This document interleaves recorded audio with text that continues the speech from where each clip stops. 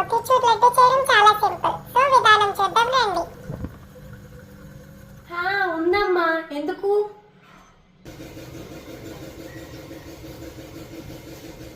ఇంట్లో ఖాళీగా ఉన్నారా? ఏమీ తోచట్లేదా? అయితే స్వీట్ చేద్దామా? చాలా సింపుల్ గా చూద్దాం రండి.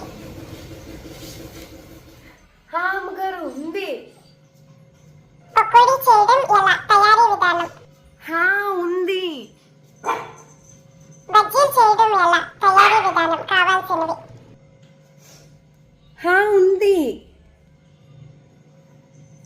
ఇది కాదు ఏదైనా చేయాలనుకున్నారా? తయారీ విధానం. మా అమ్మగారు అంత గణం వంట వీడియోలు చేస్తారు కదా, ఎందుకు వంట చేసేది నేనేగా రోజు ఇంట్లో.